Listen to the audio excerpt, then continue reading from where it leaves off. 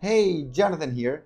Let's exercise some simple surface modeling as we learn how to model in Rhino for complete beginners. Let's do it. Using our provided file, let's make sure now that we select the third row, we isolate it, then we switch over to the perspective and we zoom select it. Now we navigate towards the 3.1 in all of the cases where it's relevant. To start with our first exercise, Loft, Extrude. To do so, we have prepared for you a couple of lines, a couple of curves. Okay, so we're going to start with Loft command, L-O-F-T, Loft. We will select our 3 curves to align them together. Enter. And now notice how we get a loft options. Now if we start changing them, we'll see what starts happening to them. One way is more precise than the other.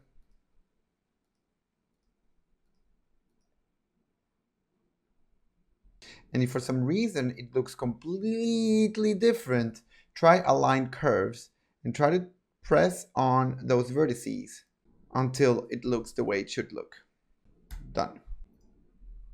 Now, remember you have created a surface. A surface has no depth, it has no thickness, thus it can never exist in our physical world. Now, this is no problem for video designers, for render artists, but for us architects, we're going to have a big problem if we do not take this seriously straight away. Right now, we just generated a surface. A surface is a mathematical entity that exists nowhere.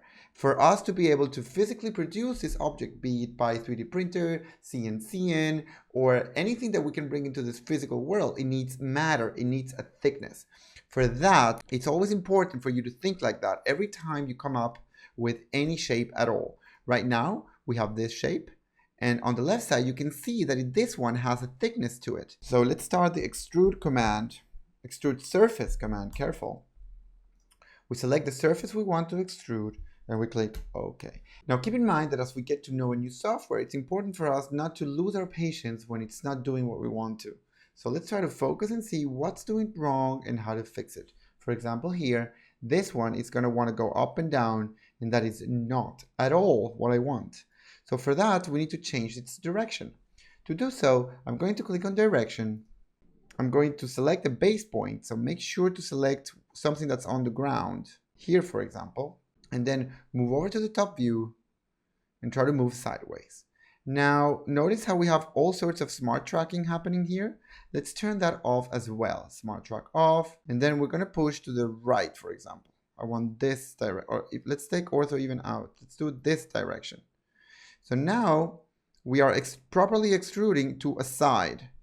But at the same time, notice how you suddenly have the control to select the direction in which it's supposed to extrude in.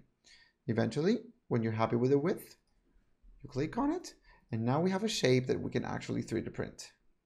Let's keep going. Next up is the sweep 1 command. For that, we have prepared here a shape we want to sweep and a rail we want to sweep that through.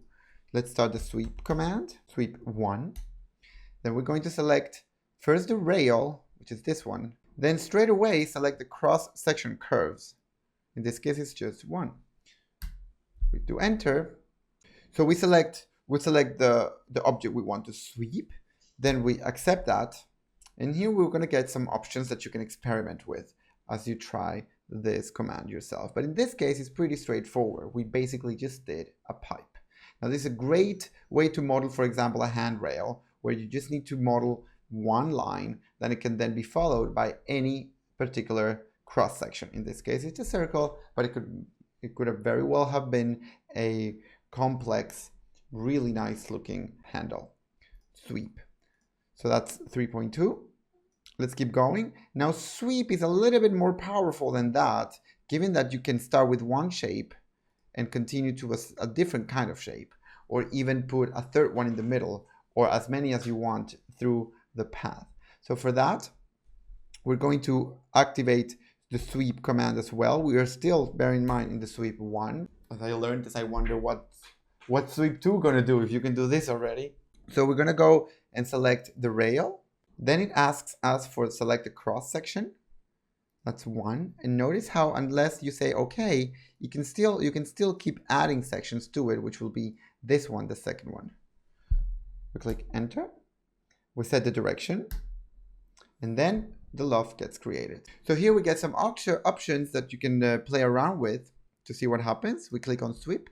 Now we have it. Now be careful again. We are still creating just surfaces with no thickness, but they look like they have a thickness, but notice how it's still completely open. That means that there is no 3D printer in the world that can produce an object that does not exist.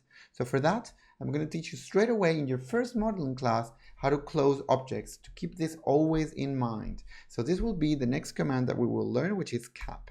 C-A-P, enter. We select the objects we want to cap. In this case, it's rather straightforward. We click on this one, enter. And Rhino recognizes straight away that there's an open solid there that needs to be closed. Rhino recognizes which edges are naked. For example, here, this is a naked edge. These are all surfaces that are touching other surfaces. So at the end, you must have a closed solid. Last but not least, let's go move over to our sweep 2. So if you were wondering what it can do, is that it basically, instead of asking you for one rail, you get 2 rails. So in this case, we're going to start with a circle that's this size, and we're going to end with the circle that results after stretching it through 2 rails. Let's do that. Sweep 2, select first rail, select second rail, and select the cross curves that we want to sweep. Enter. We set the direction. We get all sorts of options here. Sweep. Again, we want to cap this before we keep going. If not, we won't be able to 3D print this. So let's go with cap, enter, select the objects we want to cap, and then enter to confirm. That's it. See you in the next one.